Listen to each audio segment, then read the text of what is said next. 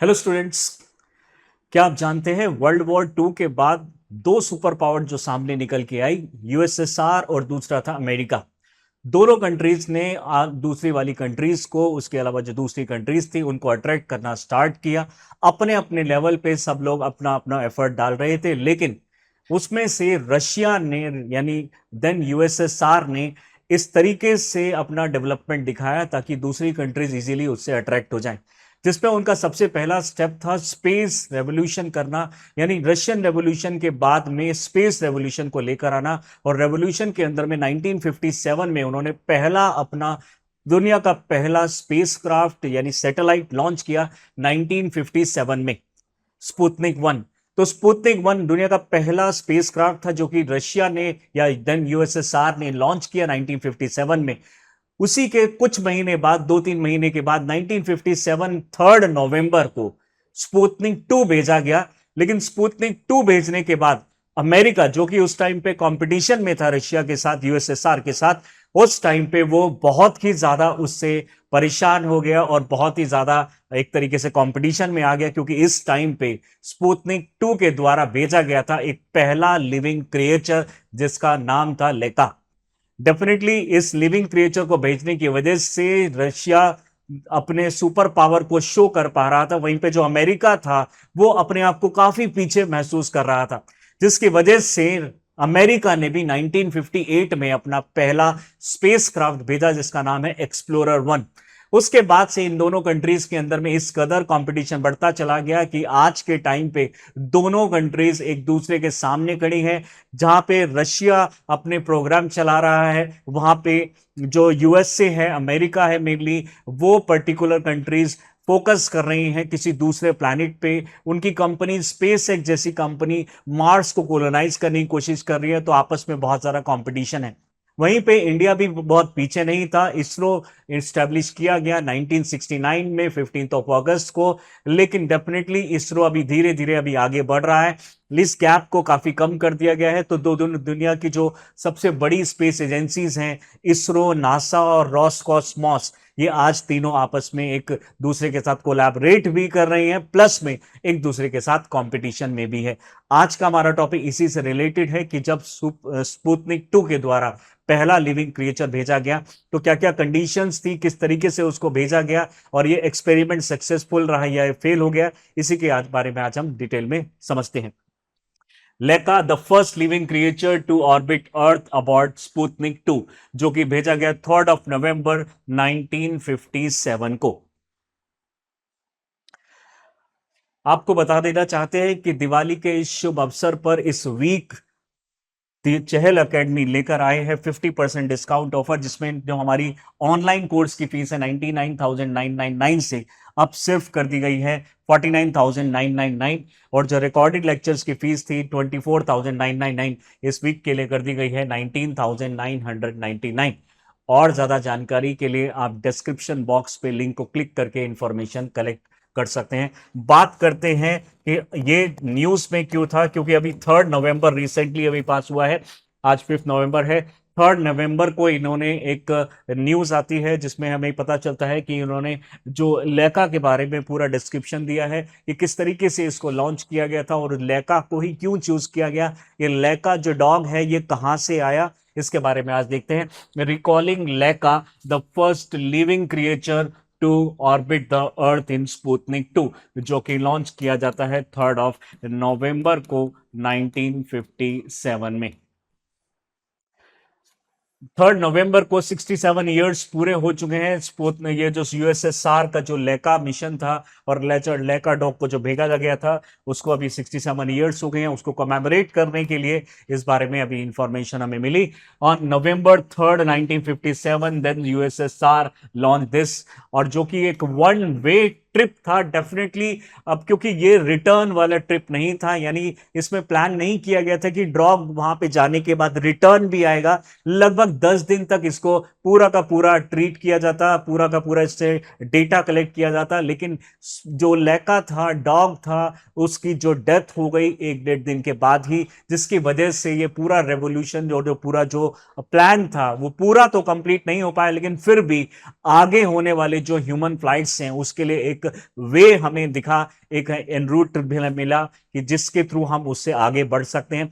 Definitely human space flight को successful बनाने के लिए ये जो हमारा प्रोजेक्ट था, ये जो हमारा एक्सपेरिमेंट था, ये एक सक्सेसफुल एक्सपेरिमेंट माना जाता है और इससे हमारे गेट्स ओपन हो गए जिससे हम ह्यूमन स्पेस फ्लाइट को भी भेज सकते हैं।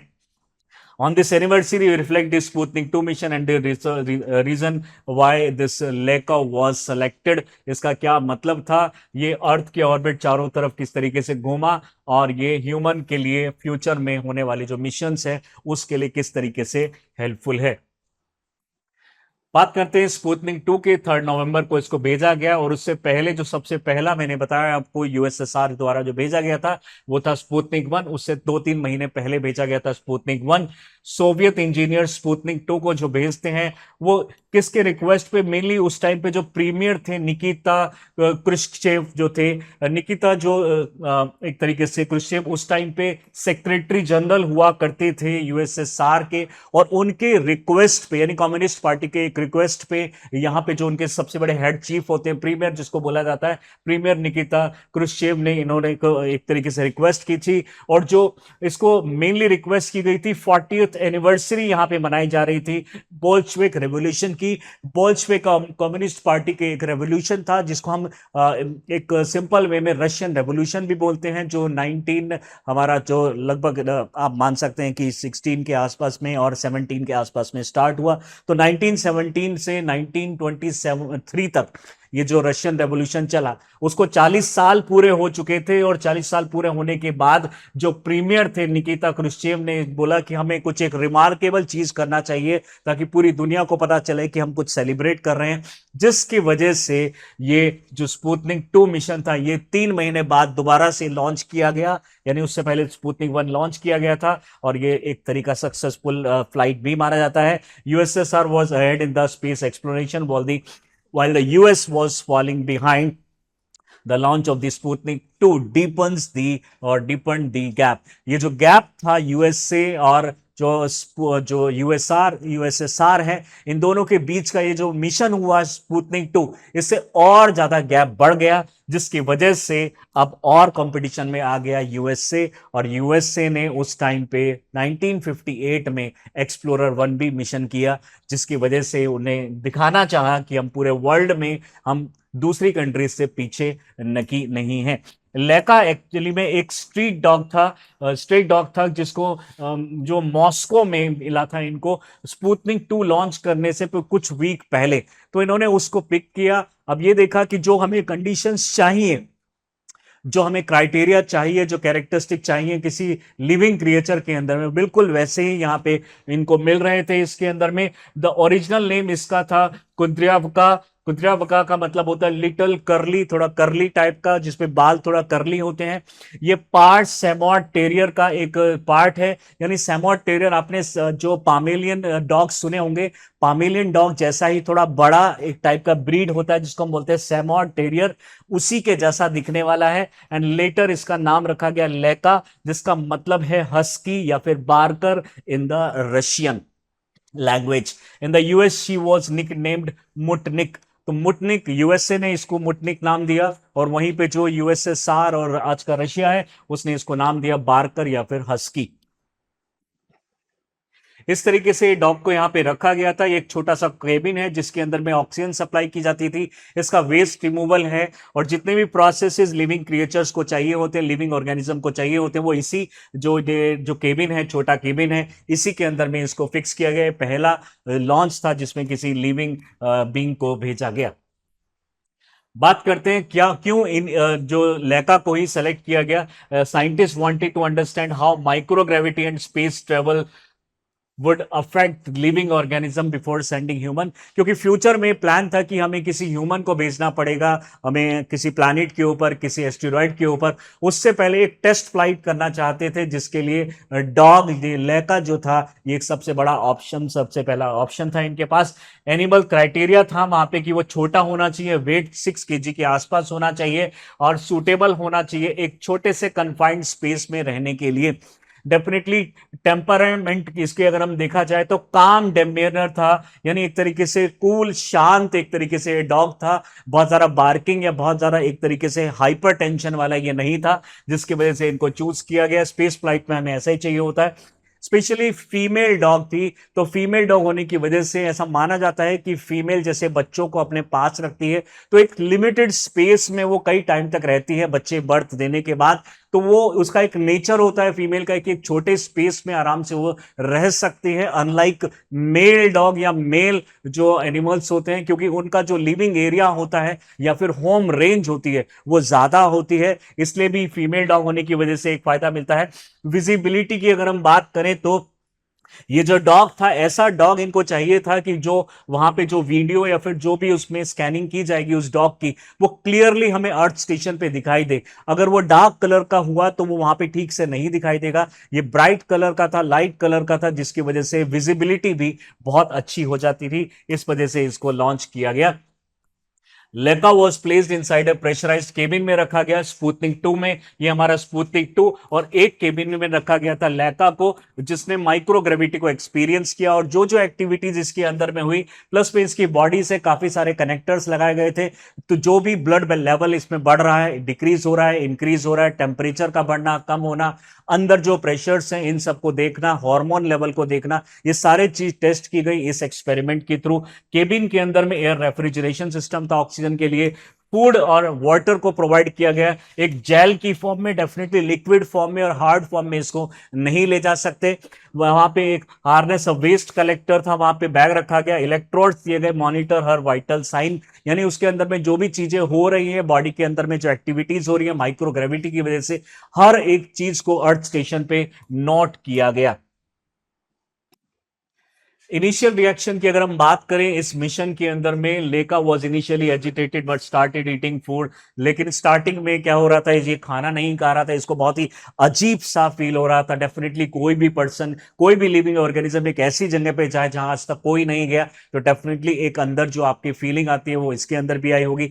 टेंशन, हाइपर टेंशन इसके अंदर में हो गई थी। स्टार्टिंग में खाना भी शायद ये पसंद नहीं कर रहा था, लेकिन धीरे धीरे जब इसने खाना स्टार्ट किया, ऑक्सीजन लिमिटेशन थी वहां पे, डेफिनेटली 10 दिन के लिए ही ऑक्सीजन सप्लाई की गई थी। लेकिन बहुत दुख की बात है कि ये सिर्फ 2 दिन तक ही हार्डली सरवाइव किया गया और उसके बाद इसकी डेथ हो गई। लेकिन 2 दिन के एक्सपेरिमेंट में साइंटिस्ट ने बहुत कुछ डेटा इनसे कलेक्ट किया।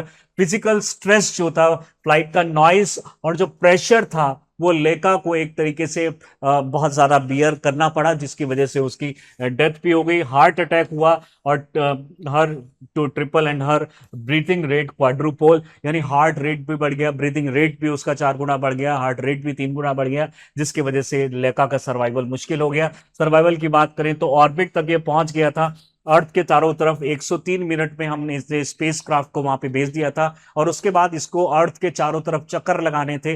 रिटर्न आने का कोई इसमें कोई प्लान नहीं था। डेफिनेटली जब ये चारों तरफ चक्कर लगा रहा था, कुछ ही टाइम बाद यानी 1-2 दिन बाद में इसकी डेथ हो जाती है due to heat shield failure. यहाँ पे जो हीट शील्ड बनाया गया था वो माना जा रहा है ये वो फेल हो गया था, यानी हीट वो बियर नहीं कर पाया, विथस्टैंड कैपेसिटी कम होने की वजह से मेल्ट डाउन हो गया, और उसकी वजह से केबिन के अंदर में टेम्परेचर बढ़ता चला गया और यहाँ पे जो डॉग की डेथ हो गई। स्पेशली इस चीज को बताया रशियन डॉक्टर ओलेग गेजेंको ने 1993 में इस चीज को रिवील किया कि जो लेका था उसकी डेथ एक्चुअली में किस वजह से हुई थी। बात करते हैं इसका आउटकम, तो ये 5 महीने तक स्पुतनिक 2 ऑर्बिट में घूमता रहा और हमें डेटा हमें देता रहा। हमने इसमें डेटा कलेक्ट किए हैं, साइंटिफिक कंट्रीब्यूशन हुआ इसके अंदर में, वाइटल डेटा मिला, किस तरीके से कोई फ्यूचर में जो होने वाले ह्यूमन स्पेस फ्लाइट्स हैं उसको किस तरीके से सक्सेसफुल बनाया जा सकता है। आप जानते होंगे कि इसरो भी अभी प्लान कर रहा है गगनयान मिशन के लिए। स्पेस एक्स जो कि यूएसए की प्राइवेट कंपनी है, वो भी प्लान कर रही है मार्स पे ह्यूमंस को भेजने के लिए। अब डेफिनेटली इंडिया भी कुछ साल बाद यानी 2028 2028 में प्लान कर रहा है कि ह्यूमंस को वो भेजा जाएगा किसी प्लैनेट पे या फिर मून पे। अब ये धीरे धीरे धीरे जो स्पेस फ्लाइट्स हैं उनको सक्सेसफुल बनाने के लिए बहुत ज्यादा जरूरी था। Legacy Laika mission paved for the way for human space exploration ultimately leading to the Yuri Gagarin. तो उसके बाद जब ये सक्सेसफुल हुआ तो पहला जो स्पेस एस्ट्रोनॉट था यूरी गगैरिन को भेजा गया, जो कि सक्सेसफुल हमारा ऑर्बिट किया 4 साल तक। वो एक तरीके से first human flight to orbit earth 4 year later, 4 साल के बाद में ह्यूमन को भेजा गया, जस्ट बिकॉज क्योंकि हमें डेटा मिले थे, वो सक्सेसफुल मिले थे। हमें जो पता था पहले से कि क्या क्या प्रॉब्लम्स आ सकती है, क्या क्या इंट्रिकेसीज हो सकती हैं, इसके रेफरकेशंस क्या क्या हो सकते हैं, वो सारे डेटा कलेक्ट करने के बाद यूरी जो गगोरिन है उनको भी भेजा गया पहली बार। NASA emphasized the importance of animal testing in early space programs, stating that these animals played a crucial role in advancing technology and reducing risk to the human life. अब डॉग को ही क्यों सेलेक्ट किया गया? पहली बात, मैंने तो आपको ये सारे क्राइटेरिया बताया, वेट का क्राइटेरिया था, नेचर का क्राइटेरिया था। दूसरा, ह्यूमंस के साथ में बहुत ज्यादा टाइम से हम देख पा रहे हैं कि डॉग्स जो हैं बहुत पहले से रह रहे हैं, यानी उसको हमारे जो ह्यूमन जैसा जो नेचर है वो एक तरीके से एडेप्टेड हो चुका है। तो वैसा ही नेचर का अगर कोई लिविंग ऑर्गेनिज्म अगर स्पेस में जाएगा तो उसी तरीके से बिहेव करेगा जिस तरीके से ह्यूमन भी बिहेव करते हैं। तो डेफिनेटली हमें इसे अच्छे खासे डेटा भी यहां पे मिल जाते हैं। इसी से रिलेटेड एक क्वेश्चन आपके लिए लेकर आए हैं। Sputnik 2 was launched by Soviet Union on 3 नवंबर 1957, जो कि एक करेक्ट स्टेटमेंट है। लेका जो कि एक डॉग था, was the first living creature to orbit the earth aboard the Sputnik 2, that is also correct. The mission was designed to test the possibility of safely returning living organism from the space. Definitely जो ये mission था वो safely return के लिए नहीं था, लेकिन जो टेस्टिंग की गई थी वो डेफिनेटली सेफली लैंडिंग के लिए, ताकि जब ह्यूमन को भेजा जाए तो वापस से वो किस तरीके से अर्थ पे आएंगे उसके लिए ये लैंडिंग की जानी थी। बट डेफिनेटली ये जो मिशन था वो नहीं था, लेकिन डिजाइन इस तरीके से किया गया था ताकि हम टेस्ट कर पाए कि किस तरीके से उसको सेफली रिटर्न किया जाए। तो इसका आंसर होगा 1, 2 एंड 3।